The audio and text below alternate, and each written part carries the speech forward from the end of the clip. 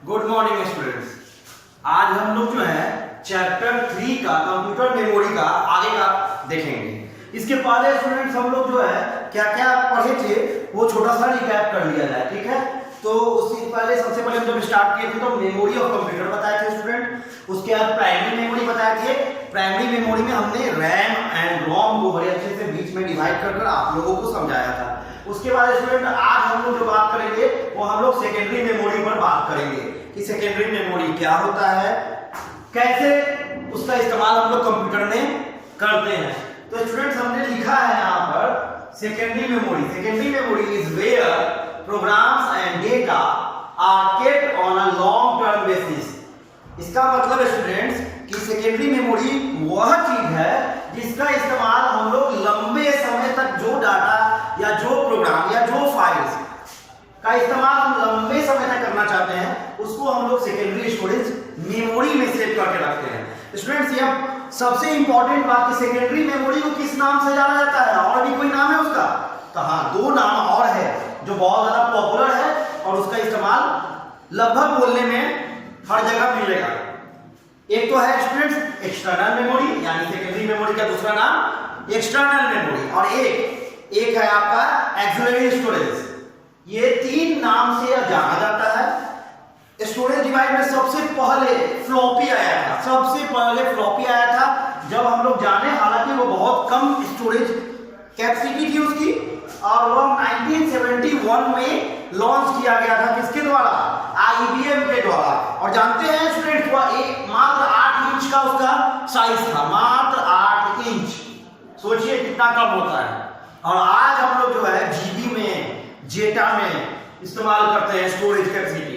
तो अभी जो हमारा स्टोरेज आता है वो है CD, DVD, pen drive, hard disk. सबसे बड़ा स्टोरेज डिवाइस जो कंप्यूटर CPU के अंदर होता है। उसके बाद आपका अभी लेटेस्ट टेक्नोलॉजी में आपका है ब्लू रे डिस्क।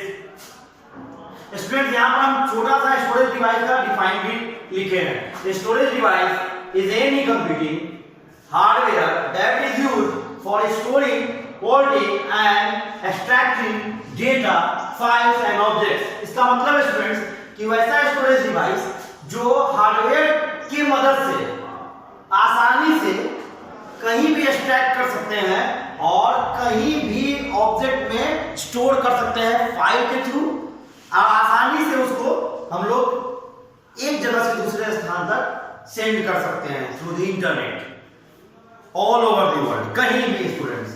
उसके बाद हम देखेंगे कि हार्ड डिस्क के बाद हमने CD और DVD का लिखा है। ये भी छोटा सा स्टूडेंट हम हार्ड डिस्क का बात नहीं की है। Hard disk is the primary storage device which is located inside the computer system unit. यानी हार्ड डिस्क जो है वो क्या है, वो सबसे बड़ा स्टोरेज डिवाइस होता है, लेकिन वो CPU के अंदर में होता है, सिस्टम यूनिट में। और इसमें जितना भी हम वर्क करते हैं वह सिस्टम यूनिट में जाकर सेव हो जाता है। उसके बाद स्टूडेंट हम CD और DVD, we need CD, DVD drive to read the information stored these disks and CD, DVD writer to write the data on it। मतलब CD और DVD में स्टूडेंट जो भी डेटा हम सेव करते हैं वह किसके थ्रू सेव करते हैं? CD, DVD राइटर, यानी यह इसको रीड करने और राइट करने का परमिशन यही राइटर देता है। जो कि स्टूडेंट अगर आप याद कीजिएगा तो पहले हम लोग, अभी भी बहुत ध्यान में होगा, प्लेयर होता है CD, DVD प्लेयर, जिसमें हम लोग सॉन्ग सुनते थे और फिल्म भी देखते थे। उसी तरह का बेस होता है, सिर्फ इसका साइज छोटा होता है, लेकिन CD लगाने का, DVD लगाने का जो खंड होता है, जो खांचा होता है वो सेम होता है। उसी में हम लोग इनबिल्ट करते हैं इसको, और तब यह रीड करता है। अगर पहले से कुछ इसमें है तो वो रीड करके आपके स्क्रीन पर आ जाता है, अगर नहीं है तो वो राइट करने का परमिशन भी देता है। उसके बाद है हमारा pen drive. Pen drive is a small keychain saved storage device और one of can easy carry it in pocket and it can store large amount of data. मतलब पेन ड्राइव जो है वो इतना छोटा होता है, लेकिन उसमें हम लार्ज से भी लार्ज डेटा स्टोर करके कहीं भी ले जा सकते हैं, इजीली आराम से पॉकेट में रखकर स्टोर कर सकते हैं लार्ज अमाउंट ऑफ डाटा। उसके बाद स्टूडेंट्स ये है मेमोरी कार्ड। इसका इस्तेमाल ज्यादा आजकल होता है। मेमोरी कार्ड के बारे में हम जानते हैं, मेमोरी कार्ड मल्टीमीडिया कार्ड में उसको लगाया जाता है, उसके जरिए उसको कंप्यूटर में एक्सेस किया जाता है। आजकल लेटेस्ट टेक्नोलॉजी में स्टूडेंट हम लोग ओटीजी केबल की सहायता से भी इसको रीड कर लेते हैं या यूएसबी केबल की सहायता से भी इसको यूज कर लेते हैं। मेमोरी कार्ड अगर आपके मोबाइल फोन्स में या कैमरा में है तो उससे उसका इंटरनल स्टोरेज खाली रहेगा, जिसके कारण आपका मोबाइल हो, डिजिटल कैमरा हो, वो अच्छा वर्क करेगा, फास्ट काम करेगा, हैंग नहीं करेगा स्टूडेंट्स। ठीक है, तो ये था आपका मेमोरी कार्ड के बारे में छोटा सा डिफाइन। उसके बाद स्टूडेंट्स हम लोग आगे चलेंगे ब्लू-रे डिस्क के बारे में। तो चलिए देखते हैं ब्लू-रे डिस्क।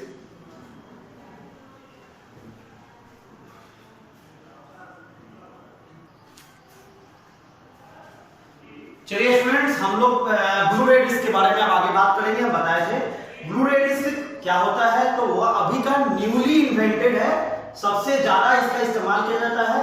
ये डेटा को आपको बहुत ज्यादा अमाउंट जैसे पेन ड्राइव में यूज करते हैं, उसी तरह ब्लू-रे डिस्क में भी हम, ये डीवीडी के जैसा ही होता है, लेकिन इसका नाम ब्लू-रे डिस्क है क्योंकि इसका जो सर्कुलर पार्ट होता है वह पूरा ब्लू होता है स्टूडेंट्स। यहाँ पर देखेंगे कि हाई क्वालिटी हमने लिखा है साउंड एंड मूवीज डेटा, मतलब बड़े लार्ज अमाउंट ऑफ मूवीज को कैरी करने के लिए हम ब्लू-रे डिस्क का भी इस्तेमाल कर सकते हैं स्टूडेंट्स। ये लेटेस्ट टेक्नोलॉजी है। अब आते हैं हम यूनिट्स ऑफ मेमोरी पर।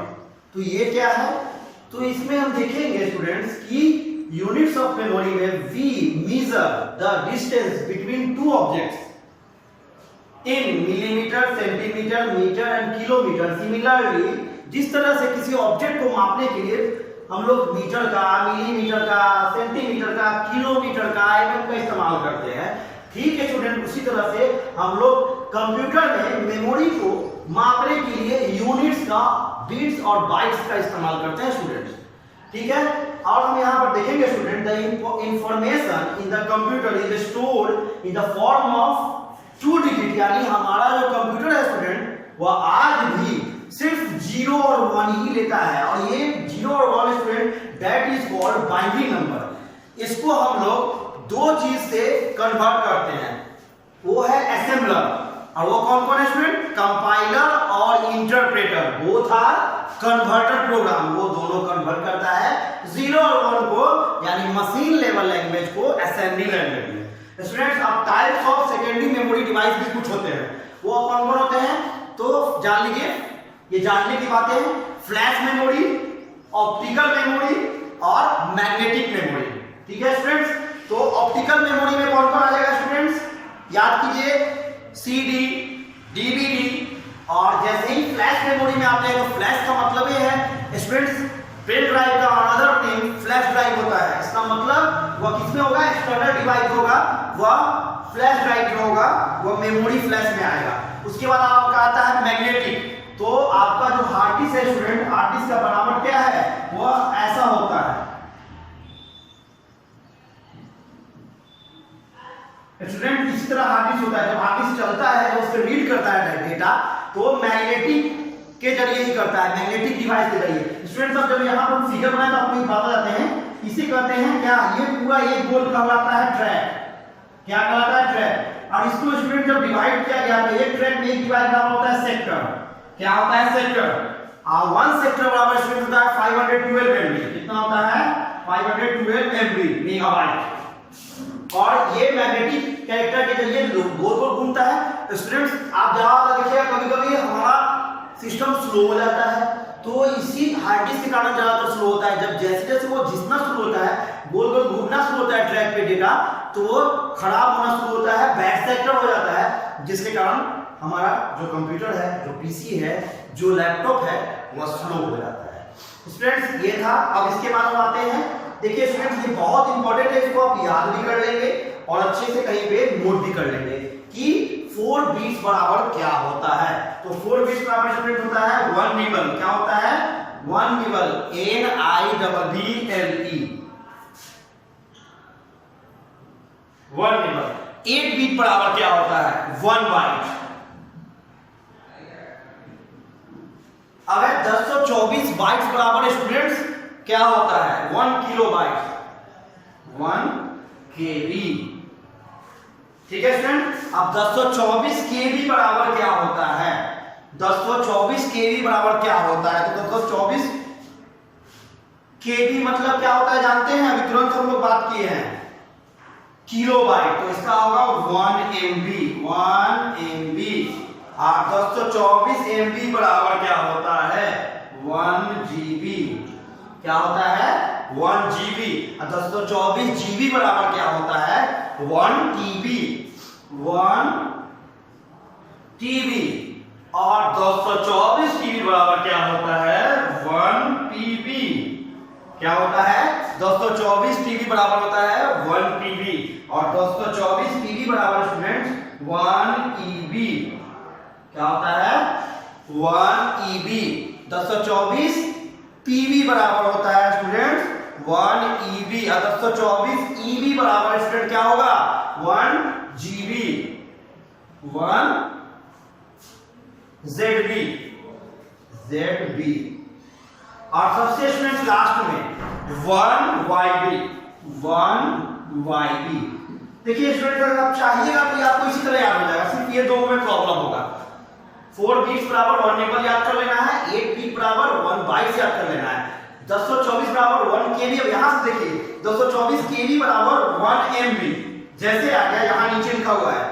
अगर 224 MB बराबर, फिर वहां देखिए नीचे 1 GB, फिर 224 GB बराबर देखिए वहां 1 TB, फिर 224 TB बराबर स्टूडेंट्स 1 PB, और फिर 224 PB बराबर 1 EB। ये देखिए 224 EB बराबर 1 ZB, और 224 ZB बराबर लास्ट में स्टूडेंट्स आपको याद करना होगा योटा बाइट्स।